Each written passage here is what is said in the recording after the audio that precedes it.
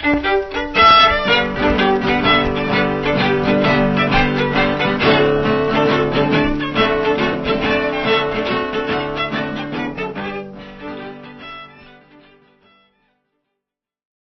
welcome, and so thrilled to have you today for this topic. This is when I first started this podcast, or the sort of brainstorming ideas. This topic was one of my top 5 ideas. Oh, nice. Okay, great. So I'm so excited to finally be doing this. Can you introduce yourselves? Yes, I'm April Bojorquez, and I'm the interim director at the Aztlan Research Center at Colorado State University, Pueblo. Okay, and I'm Charlene Garcia Sims, and I was born in Garcia, Colorado, in the San Luis Valley. And I was working at the Rawlings Library as the genealogy special collections library for 13 years, and then Rhonda came up with an opportunity, and I became the co-director of the Aztlan Center and the project archivist for the Colorado Chicano movement. And then after a year, I decided to retire. So I went, I'm working more part-time, but I just love the archives and the Aztlan Center. And so I'm going to let April talk about the Aztlan Center now that she's the interim director. Charlene, now that I just heard your full name, I feel like I've been reading a book that you wrote or some records that you transcribed. Have you done some work on any particular publication, or am I pulling that out? Well, I helped publish the Arcadia book on the history of Pueblo, those books that they publish.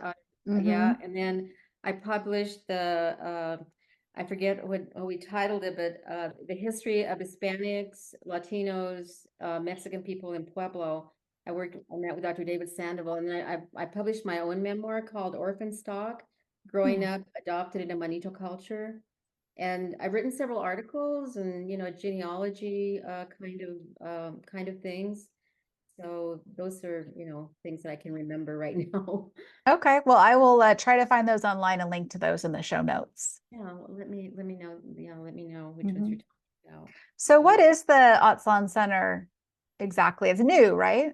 Yes, we're in our 4th year, and the Aztlan Research Center is basically dedicated to the study of Chicanx, Latinx, and Indigenous peoples and environments of the Southwest. We sponsor research, lectures, events, as well as community outreach and programs. The focus of our activities is really to advance the knowledge and campus-related events relating to the culture and history of our region. We're also really strong supporters of teaching classes within our study. So, our hope is to really broaden the potential base of students who are studying Chicano studies and research within the Southwest as a whole. Okay, one of the things that we've done after the first year is we offered grants for researchers to apply. I think we had some were by professors, others were the community. And we've had some wonderful projects that have come out of it. We've had one of the professors did a study on the Acumes and the poetry, related to Gaspar Villagra. And then I did something on the New Mexico women who came to Pueblo, who married trappers, traders, and merchants. And we had one person who did the murals of Pueblo, Colorado. And I think we have 12 research projects, and we even have one on the Japanese internment camp in Grenada, Colorado. And so those is something that we're really proud of, and we're going to continue offering more grants like that for research. Like I said, we have 12 now, and we have 2 that are going to be coming up this year. And I think I think it's really funny. In April, we will ask for more for next year. So that's going to be easy for you to remember. Yeah, and yeah, thanks for adding that, Charlene. So yeah, these grants to the community and to our campus community. So not just the general public, but our campus community um, can apply for grants to within this area of study. And then another major event of ours is the Summer Institute. So the Summer Institute that we just held, exploring language and identity.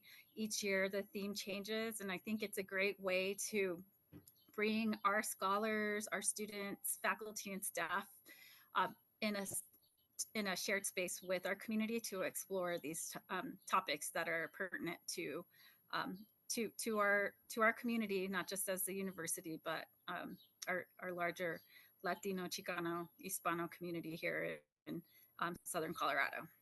Yeah, the Athlon Center kind of evolved from Rhonda Manzanares, who is our dean, our library dean, and we had started the Chicano Movement Archives, and it seemed like there was a need for something more, and which involved research. So she brought up the idea to the CCMA committee and said, "Hey, how about a research center?" And I think I don't know, the word Aztlan was so appropriate because of the area we're in. So this is how the Aztlan Center kind of started, and we work together with both the Chicano. I work with the Chicano movement archives, and I do a few things for the Aztlan Center, but April's going to have a really cool job now that she's going to kind of step in, more. But this is basically how the Aztlan Center evolved.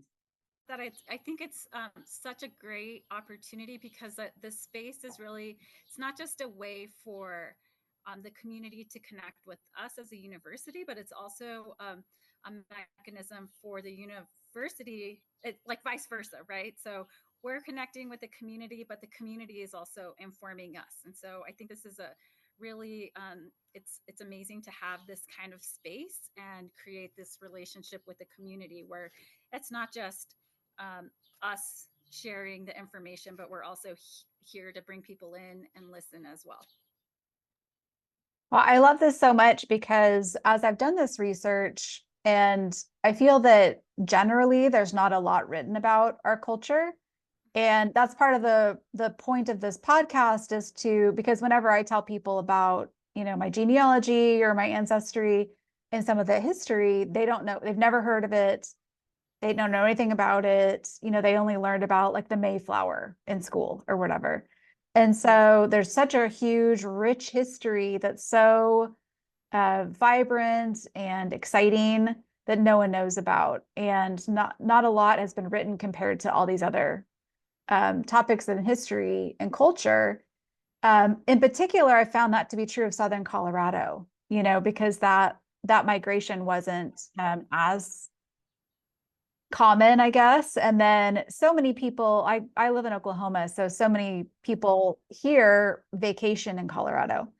And I'm just shocked at the amount of people who pass through these incredible areas that are rich with heritage every year or multiple times a year and don't know anything about the history or the culture. This is so exciting that you're providing opportunities for further research and things to be documented and shared. Is that so? With all those research projects sound fascinating. Is there a way to access all of those once they're done? Yes, so we do have the most of those projects linked through our website. I don't know, Charlene, do you have can you share any other? What we've done is we've collected all the, PowerPoints, any part of the research of the 12 projects. And now that you're working there, April, we're going to decide whether we're going to put them up online, because with the oral histories that I have been working on, we have been able to put up about 18. We don't have the research projects up yet, and I think that's going to be one of the things that you're gonna be doing, because they're wonderful research projects, and somehow we have to share them. We just haven't had enough time, to do all these but now we'll be setting some goals. And then in addition to the history that you talked about, Kat, the Chicano movement was a great part of Pueblo. You know, they were really strong, and it's one of the things that hasn't been captured. So a lot of the research projects have been about the Chicano movement, you know, in Pueblo. And we have, through a grant, we interviewed 15 Chicano leaders from Pueblo last year, and those are up online. I can send you the links, you know, after the interview's over, so you can listen to them. They're wonderful. So the project descriptions are all linked on our website, so you can learn about the types of projects that we have funded.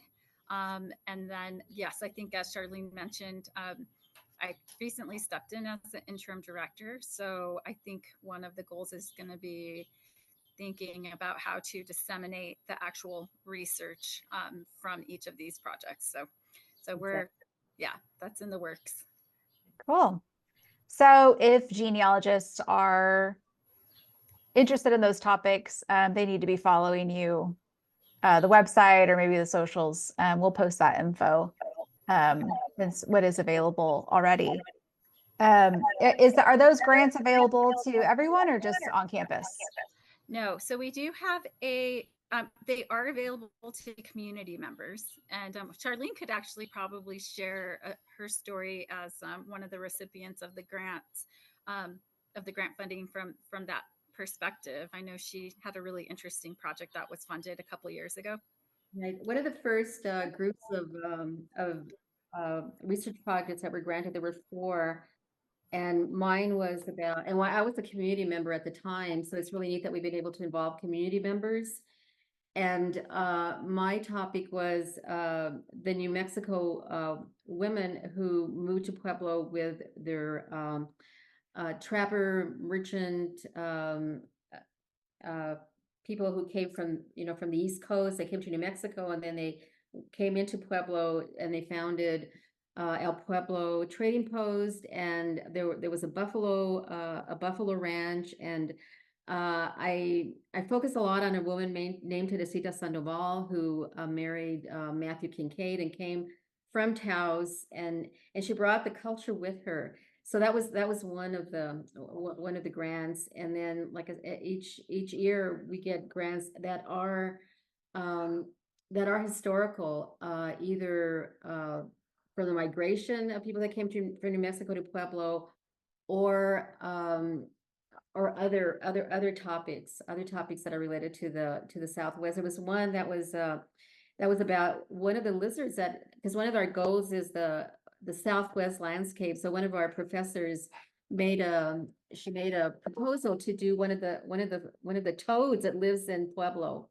And that was really cool. I hope you can edit this, because I'm gonna get my dogs out of their kennels and put them outside, okay? They're noisy. Excuse me just a minute. I should have done that before.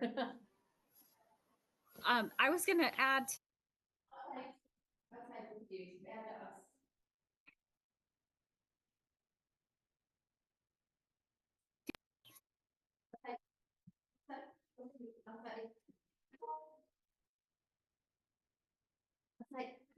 Sorry, April. It's okay. It's okay. There you go. Okay. I was going to mention that. So we offer these research grants, but we also offer grants to develop curriculum related to this area of study. And so that generally goes to our faculty, or so that's kind of where the distinction is made. Otherwise, community members are more than welcome to apply for research funds, and that announcement goes out in the spring. So the call for proposals will go out in the spring, and I can share that with you once that's ready. And then the research generally takes place in the summer or over the. It depends on the agreement, but then we always invite the scholar to present their work on campus and share their research with our campus community as well. Cool. Now, one of our community members made a proposal to research 12 Chicano murals around town, and she did a kind of a description of it, a bio on on the artist and the significance of the mural. And it was just a wonderful, wonderful project. And murals are finally being discovered when before they were being thought of as graffiti. And now everybody's embracing them. So that was one of our community projects. Love that. So tell me about the institute that you just held. Summer Institute's theme was language and identity, and the implications for a Hispanic serving institution in Southern Colorado. And it was a wonderful day. It might be best to describe it as almost like a day-long conference. We brought in speakers from all over the state. And we basically, talked about community experiences with Spanish language, people who grew up with Spanish, people who didn't grow up speaking Spanish, but were culturally affiliated with Spanish, or we had we had someone present, Erin Abeda present dichos and cuentos, traditional dichos in Spanish, and we talked about their significance here. But we had another person talk about linguistic servingness and how to create spaces of confianza, spaces of trust within our Hispanic serving institutions.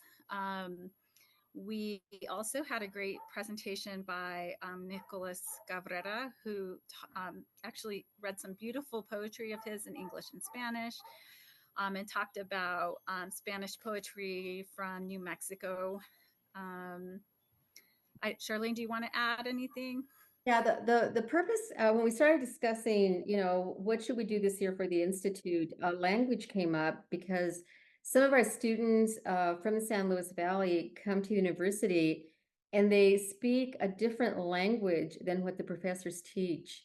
The professors teach a real a Spanish, that's different. The one that they come from in the Valley is archaic, from the 16th century and other things that they had picked along the way. And so we wanted to say, well, how can we better help these students, that come into more formal classes in Spanish, but yeah, we're having other people coming in, new immigrants from Mexico, or people that didn't live in the San Luis Valley that came, bypassed New Mexico and came straight to Pueblo. There were two groups of people that came to Pueblo. Of course, what we call the Manitos, the people from New Mexico that have been there since 1598.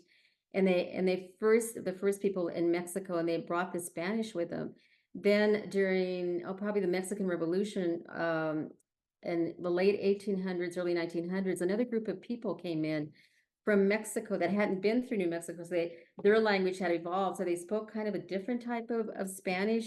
You can still understand each other, but there were some words that were really, really different to each group. And the people from New Mexico were called Manitos. And the people that came from Mexico were called Surumatos. And that just meant people from the South. It sounds like a kind of a bad word, but it isn't. People from the South. So as they moved to Pueblo, they didn't get along, because they came from different cultures and spoke different languages. And it took probably a generation, and they moved to an area called Salt Creek, and they had to learn from each other. So there was actually two kinds of Spanish being spoken all the way from the 1900s. So this was something that a lot of professors don't understand. And so we wanted to bring this to their attention and make it easier for the students who speak either a heritage language or a language that they brought with them from other countries, or just but that was basically one of the purposes, to help our students and the professors and everybody, to better serve our students, our Hispanic, because it is an Hispanic serving institute. I love that you just said that word, because my dad grew up in Colorado Springs, and I said earlier, I believe that my family was the first Hispano family in the Springs. They were the first Spanish names in all the Sacramento records, anyways. But so he grew up there, but there weren't I look in his yearbook, and there are a couple of other Hispanic names, so I sort of ask about them. And there were, when he was growing up, other Spanish speaking people there, but his mother would not let them interact with them, and she called them that name. And so I'd sort of tried to look up what that, because it sounds like the way she said it, it sounded like a slur. From what they understood, that was like a bad thing. Don't go hang out with them. Don't go, date them or play with them or whatever. So I didn't know if that was just like I think I could find it's like a region in Mexico or something, right? Yeah, I mean, I'm not from Southern Colorado. I'm from Arizona. And so to me it's been interesting, being new to Southern Colorado, learning about the complexity of of identity and language here. I thought the institute was really informative because I think it really tackled complexity around like the Spanish that's spoken in Southern Colorado and how people create identity around that. It also really helped, like, I think the staff and faculty problematize um, how identity is related to language, even if it's a language that you don't speak. You know, we had a student panel exploring like language and identity, and we had, such a broad range of experiences being shared. We had students who, are identify as Hispanos and Chicanos and Latinos, have like long, have deep roots here in Southern Colorado, have Spanish surnames. Some of them didn't actually. Some of them had Anglo surnames, but they were like, like I I don't speak Spanish anymore, but they're Spanish. I'm related to Spanish. They identify with it, and they shared their experiences navigating, you know, institutions of higher ed through this like lens. And then we also had students who just rejected learning Spanish as a young person, even though they're like, yeah, everybody wants me to speak Spanish, but I don't speak Spanish and I don't want to learn how to speak Spanish. And so that person spoke about how it took her till much later to embrace that, and how she did that through cultural practice like Mexican dance, folklorico. And then we had other students who were raised speaking Spanish and English as their second language, and how to navigate that space. And all these students are um, students at the university. Some of them are taking similar Spanish classes. And so they shared kind of their journey, and some of it, it was like healing for them to be able to be like, hey, I'm a heritage Spanish speaker. I don't really speak Spanish. I'm learning Spanish. I know some Spanish words. Some people want me to speak Spanish, but they get through that, kind of going through their family histories and sharing why they think they don't speak Spanish. And I thought it was really beautiful to see how they were able to capture the complexity of these experiences and how we identify and relate to Spanish as a language. And then we also had speakers from that had a range of research topics. Some of them were from other Spanish speaking countries. So I thought it was really an amazing to see how we could like really dig deep into this like local idea of like Southern Colorado Spanish and identity, but also connect to a larger Spanish speaking world, right? And kind of see how there's still there's shared words, and similarities. And it was just nice to have that like kind of uh, real local conversation, but also connecting it again to the larger Latin America.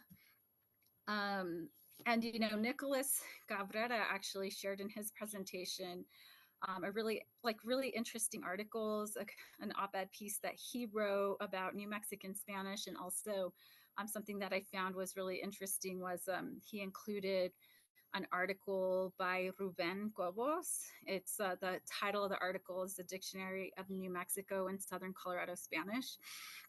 And so that article also kind of explored this idea of archaic Spanish and how I'm gonna like refer to it because I was like, oh, this is perfect for this conversation. So he talks about how basically Spanish in its morphology and syntax, New Mexico and southern Colorado is an offshoot of the Spanish of northern Mexico, especially with respect to usage and pronunciation. And so the articles like explores just the complexity of New Mexican and Southern Colorado Spanish as well. And he talked about his experience as someone who was from northern New Mexico and his like personal pursuit of learning Spanish so that he could be fluent in Spanish and English, and how he moved to Spain. So, you know, I think ultimately a lot of people left I felt like feeling seen and heard, and feeling like there was a community. They were in community. They were in a space where other people had shared stories and shared experiences.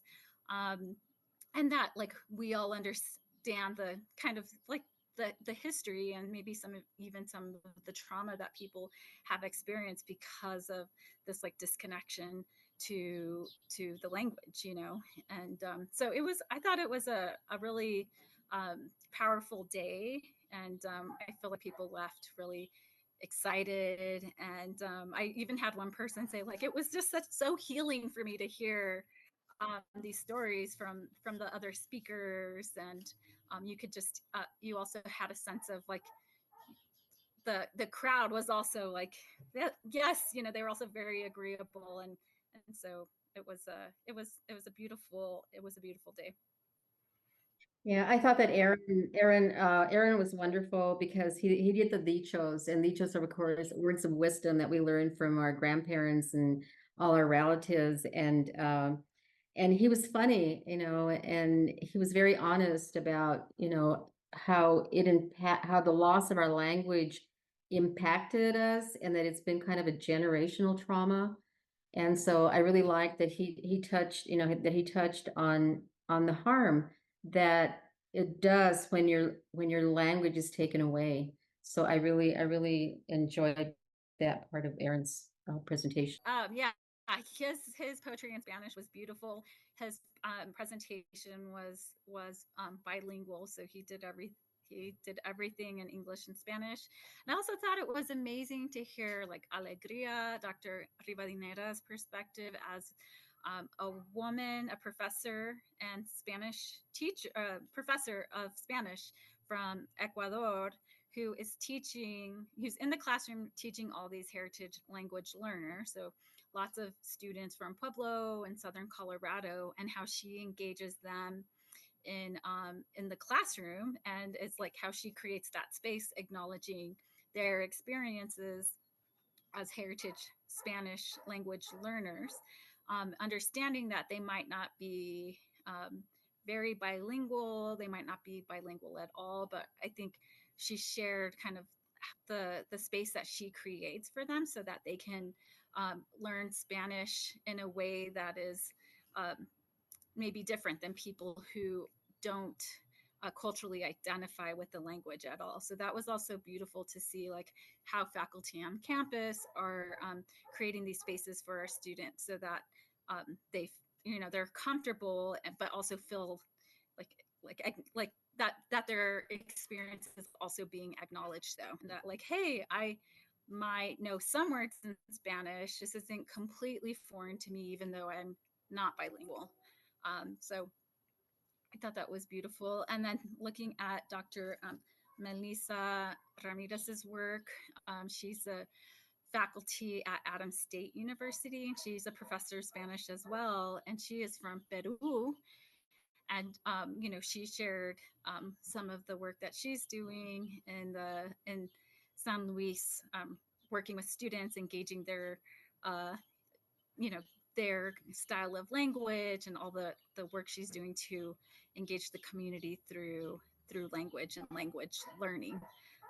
So it was, you know, I thought it was a really interesting day. got lots of people excited, to speak and learn Spanish, I think, or speak more Spanish if they already speak Spanish. So yeah, it was good. So can you describe to me what is unique about the Spanish spoken by the Manitos?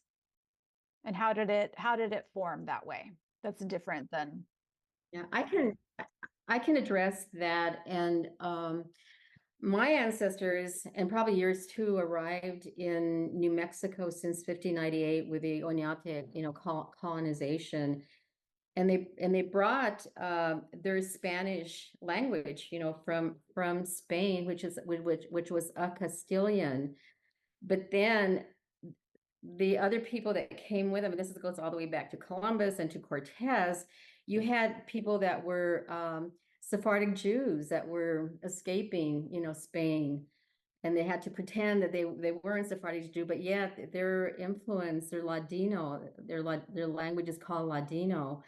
They brought that influence, and I had one word like a needle to me is an aguja, but they pronounce it aguja. And there's many Ladino words that have entered the Spanish language that we speak in New Mexico.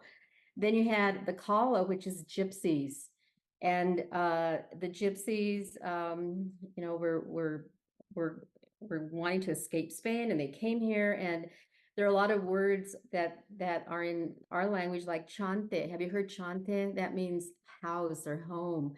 And that is kind of a Romani, which is gypsy. And then you have like words like jefe, which means boss, or your dad, or mi jefita is your mom. So you have that Kalo, that gypsy language. And then you had, of course, because the Moors were in Spain for 800 years, you had that Moorish Arab influence, like alberjon. Alberjon is, the green pea, the little green pea food, but a lot of people call it something different. But we in San Luis Valley grew up with alberjon. And there are other words. Algodón, I believe, is Moorish, a Moorish influence, which is cotton. And then you had your local indigenous people like teguas. Teguas are kind of sandals, and that came from your local Indian pueblos. But the Nahuatl is what really blows my mind, that they brought from Mexico. So, for example, soquete is mud, and that is a Nahuatl word. It could be pronounced soquetel, but with the L and the end, but that is mud. And zacate also is really interesting because that is grass. But we grew up with it like if it was part of the Spanish language. But one of the words that really drives me crazy is turkey. I know it as gonzo or gonza, but some people, there was another word, guajalo is also a turkey, but some people extended it to guajalote, and that's a salamander. So sometimes when you say, I eat guajalote for Thanksgiving, they think you're eating salamander. And but it's really, the word was guajalo. But then if you talk to somebody from Mexico, I think they call it pata or something like pata. I can't remember. What do you use for turkey? People call it pavo, but guajolote is very Mexican word for turkey. And ajolote is the word for salamander, or the axolotl that's really popular today. Yeah, so they got the guajalo and guajalote, so it's kind of funny, that's one particular word that kind of, drives me crazy. But then you had the American words in the San Luis Valley, like mi carro for car, because they didn't have a word for car. Nicle, for nickel. So they extended the English word and turned it into a Spanish word. So you have all of this different influences. I can always tell when somebody's from the Valley and somebody's from Mexico for, the bread pudding. If you're from the San Luis Valley, you call it sopa, which is usually rice in Mexico, but we call it sopa. That's bread pudding. If it's somebody from Mexico, that later migration, they call it capirotada. My husband was from Mexico, from León, Guanajuato, and their family always had capirotada, and that was the first time I ever heard it. And I said, no, this is sopa. And so we always had those arguments. So So these are the things that make the San Luis Valley unique, because you have all these influences, including, you know, the Castilian Spanish, which is probably the strongest, but then you have all these other influences, and yeah, it's really interesting, really, really interesting. But if you take a Spanish class, these aren't the words that are, you know, quite often a lot of these words are not the ones that are used. So it makes it difficult. I really had to get out of Spanish. I tried taking it the first year in college. I said, nope, this isn't my Spanish. So And Kat, I'd also just add that kind of that article that Nicolas included in his packet, the from Ruben Cobos. I think if anyone's looking for a resource to explain kind of the archaic Spanish that's spoken in the region, and the other languages that and words that are included in this regional Spanish, I think this Ruben Cobos article does a great job kind of outlining all of that, especially for someone who might be new to the subject. yeah. Dr. Luis Trujillo wrote his thesis called The Spanish of the San Luis Valley, and it's hard to come by. And in the last 2 months, Dr. Ron Mestas donated 2 copies to us for our archives. So we're real excited about that. And then Ruben Cobos is probably the second person after Dr. Trujillo who approached this subject. There's something on YouTube, and there's a book that was just published, The Spanish Language of New Mexico and Southern Colorado, but by Dr. Nettie Behill and Garland Bills. And when we started planning for this conference, that was the first video that we looked at, and it just made us feel like we were on the right path. So there is more research being done, more things being produced, but if you had looked for them, you know, 20 or even 10 years ago, it would have been hard to find. But we're lucky that, you know, things are being published now that you know, about this topic. I know that it seems that, you know, as I've been doing this for several years now, it seems that my generation, and by my generation, I am actually I was a late in life baby, so I'm not actually quite the right age for my generation, but my parents grew up in the 1940s and 50s. And so they seems like the next generation don't know Spanish. We're not taught Spanish. I was not taught Spanish. I don't speak Spanish at all. My dad was, I guess, did have, he was inadvertently brought into the Chicano movement in the 70s as an educator in Denver, as a very rare Hispano educator. He was sort of pulled in when some of that was happening. And so I guess during that period, he toyed with the idea of sort of speaking Spanish in the home, or naming us later children Spanish names. But it just never, I think there was just a lot in his upbringing, and especially when he went to school, discrimination, et cetera, that led to, there was like a source of shame around using the Spanish language, and then wanting to sort of spare your children that experience that you went through that was traumatic for you as a young person. And of course, now our world has changed so much that, of course, I would have loved to have learned Spanish in the home. And really, it's such a loss. Now I feel, especially when people see my last name, assume that I speak Spanish, and to sort of not be able to communicate or share that is really heartbreaking. Is that something that kind of came up during the Institute, or do you feel like that's a common thread that you hear about? Yeah, the student panel, our youth panel, and our students shared a lot of these stories, um, you know, similar stories about feeling like they needed to assimilate, and so speaking English was that way, or that they came from generations that had already assimilated, and so there was just really not too much Spanish spoken anymore in their homes for them to learn. Their parents didn't speak Spanish. Their grandparents spoke a little bit of Spanish. And so it was like they could only, there was only like words left that connected them to the Spanish language. But there were things, and they talked about kind of what that was like growing up, and a lot of them.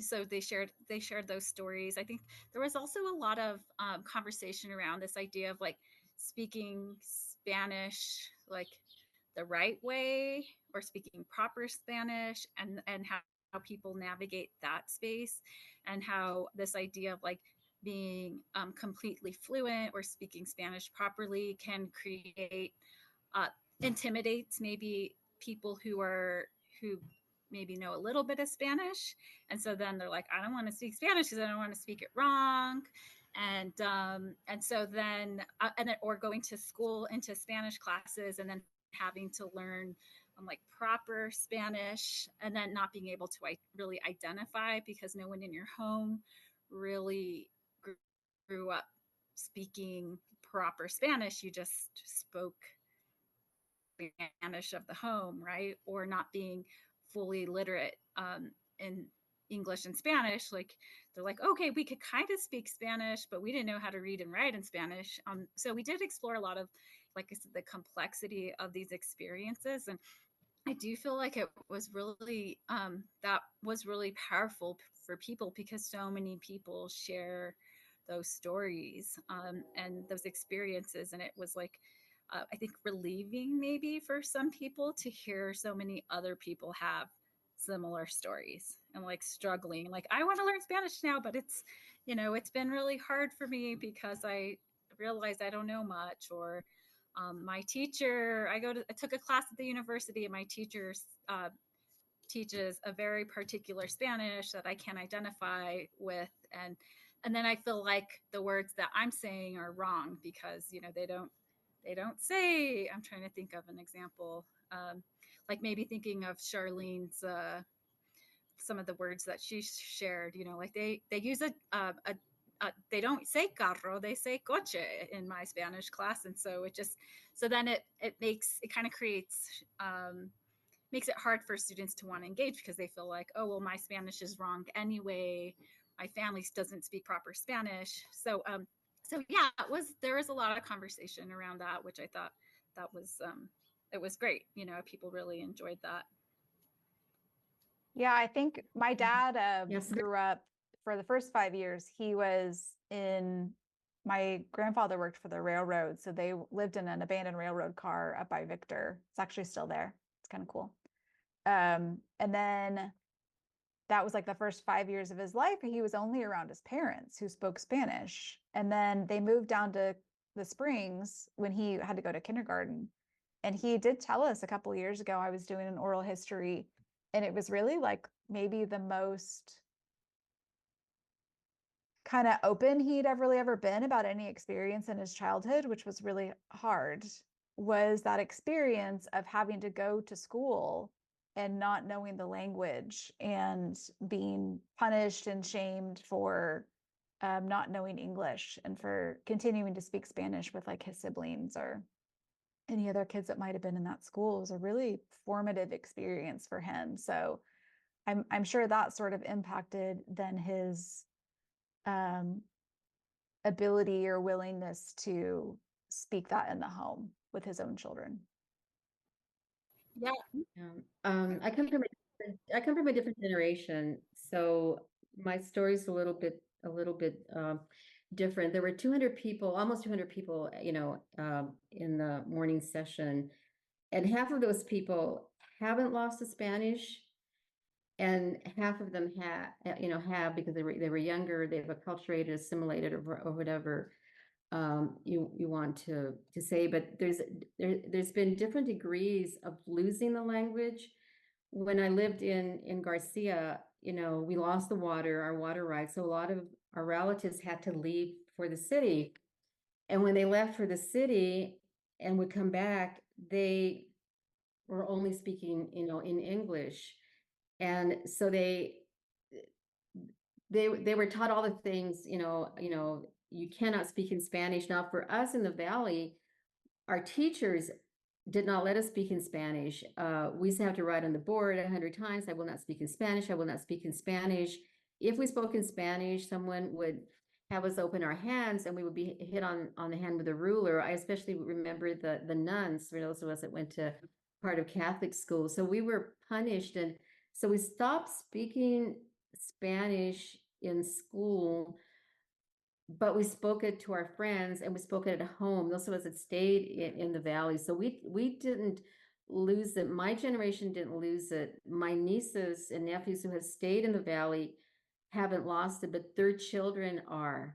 It's really sad because the children, those children are living in cities, they're leaving the Valley for many reasons, mostly lack of jobs. So there's a different degree of loss, but it's really sad that the new generation, like my great nieces and nephews, are probably, gonna lose it. And it's really sad. It really is sad.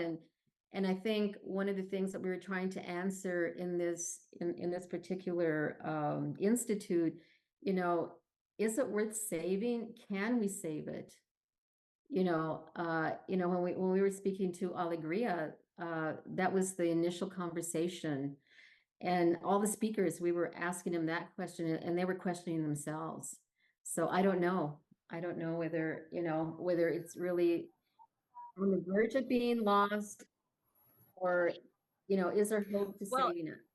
and I think that's that's great, because Dr. Rivadeneira was talking about, I mean, how language is fluid. And so I think one of the biggest takeaways for me was that there's no such thing as perfect Spanish, or Spanish evolved from another language, and Spanish is going to continue to evolve and change, because it's language is a living thing. And so she had mentioned that, she's like, who knows, we might all be speaking Spanglish in the future, because it's language is going to change. It always does. And it always has. Spanish didn't just come out of, wasn't just created overnight. It evolved from other languages. And so I thought that was really great.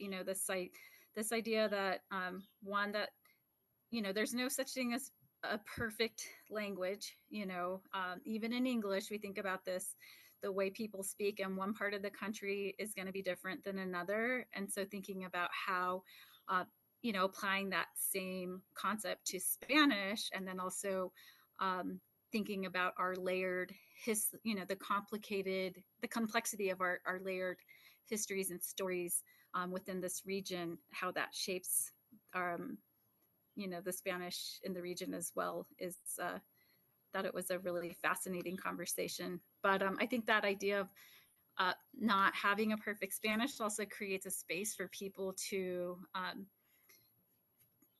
speak their Spanish and not feel like ashamed or embarrassed that it could possibly be wrong, or not good enough. So that was pretty cool too. Is there an opportunity? I mean, I've been wanting to learn Spanish for years, but I've hesitated to go take a class at the community college or whatever, because I want to learn New Mexican Spanish, and I'm kind of being a brat about it, but I would rather, if I'm going to learn a new language and put in that energy, that's what I want. I want to learn my ancestors' Spanish. And so I've heard from a lot of other people, it feels like there's a lot of interest.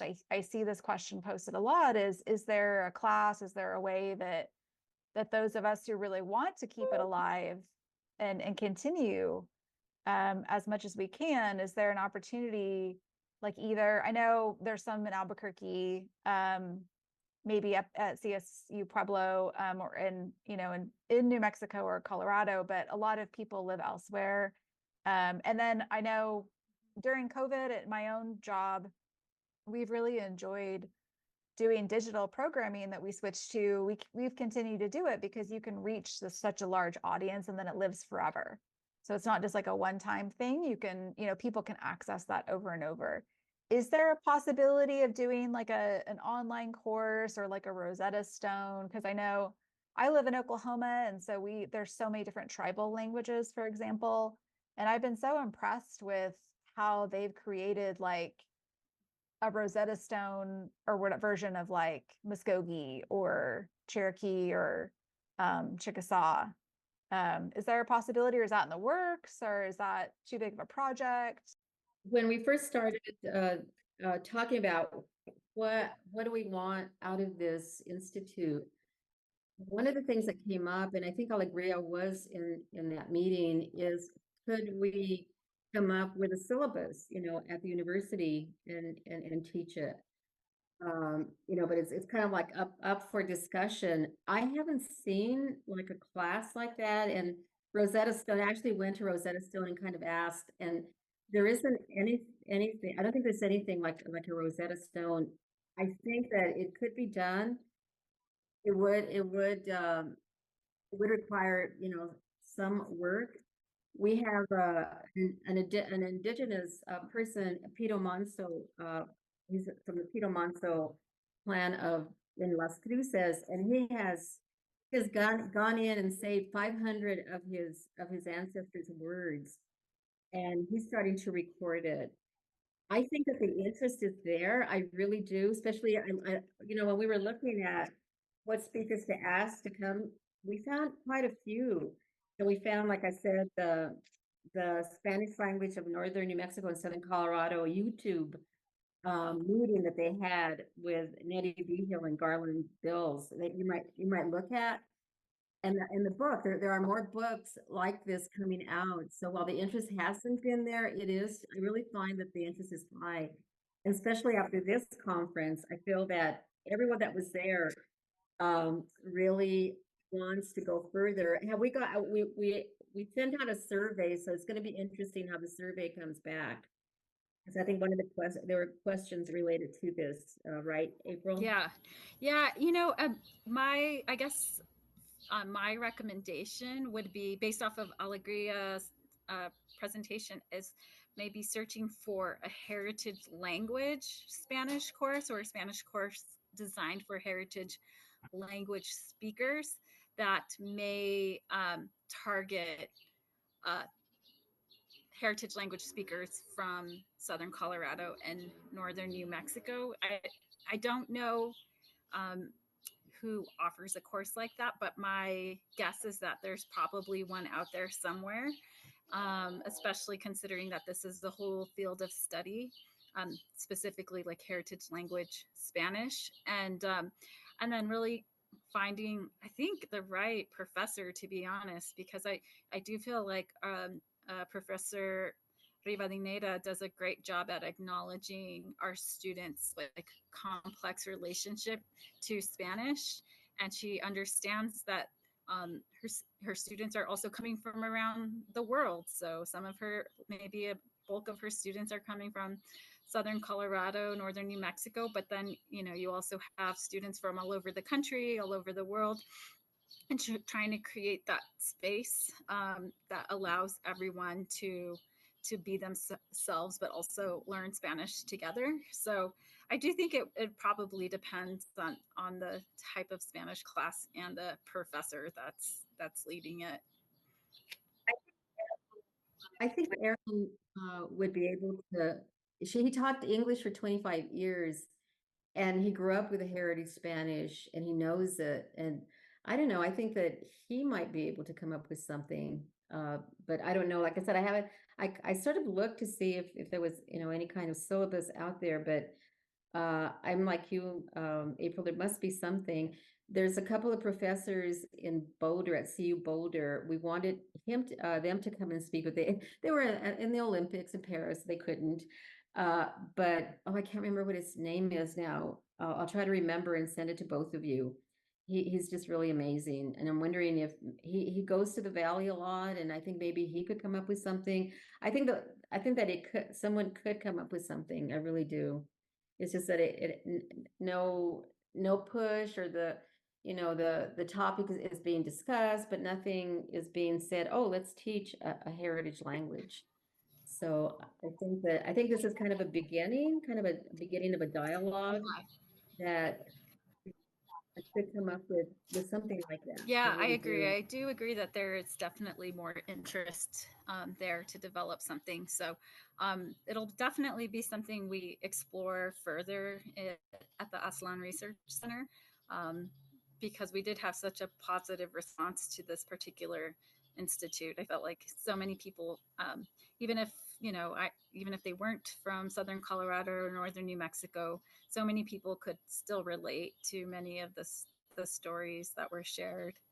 And then I know for myself, I'm not from the region, but my husband's from the region, and so remember just when we first met, he would say words in the Southern Colorado Spanish, and I'd just be like, what are you talking about, and we would kind of go back and forth. He's like, oh, you don't, this is how we say things, and it was just kind of fun learning the regionalism. So I remember at first being so confused, thinking, oh, well, your family, because he was like, my family doesn't really speak Spanish anymore. So I thought, oh yeah, you guys just don't speak Spanish anymore. And then later learning that, wow, no, this is like a whole other regional Spanish. And it's been fun to learn so much about it. It's been really fascinating.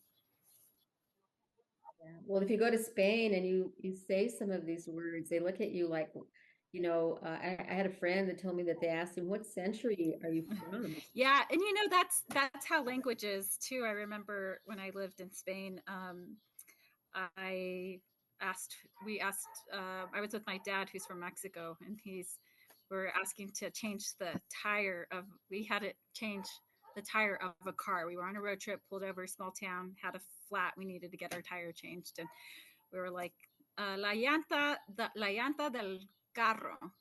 And the guy just looked at us like, what did you just say? And we're like, la llanta, the tire of the car, carro. And he was just like same, like the carriage wheel. He's like, they're like, the llanta is like a wooden wheel and the carro is a carriage. And I'm like, Dad, no, in Spain they say la rueda del coche.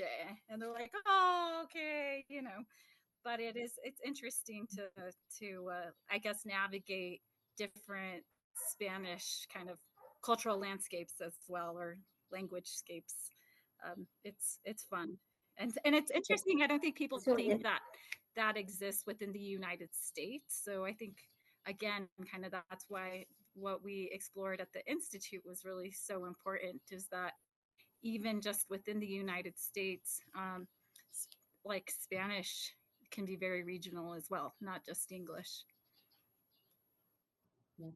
So Gloria Mora, she's a teacher in Pueblo. She wrote a book called Mis Crismes, 1958, La Puente, New Mexico, and she wrote it in English and Manito Spanish, I guess regional Spanish, and then formal Spanish. And it's really, really, really interesting. Kat, if you're interested in it, her name is Gloria Mora, Mis Crismes, 1958, La Puente, New Mexico.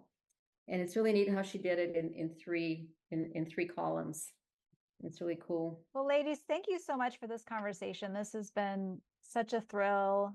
I just think this is such an important topic. I know that I feel just such a sense of loss of that ancestral language, and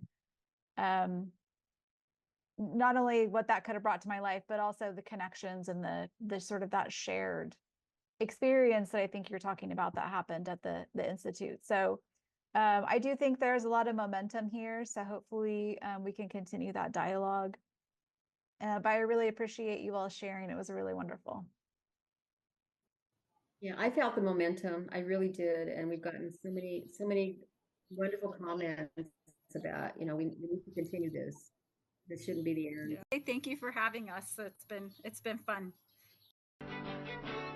Thanks for listening to Luminaria. You can reach me at luminariapod@gmail.com. Our intro and outro music is of Varsoviana, performed by Nieves Anaya and his daughter Ernestina Anaya at Arroyo Hondo, New Mexico in 1940. It's part of the Juan Bautista Rael collection at the Library of Congress.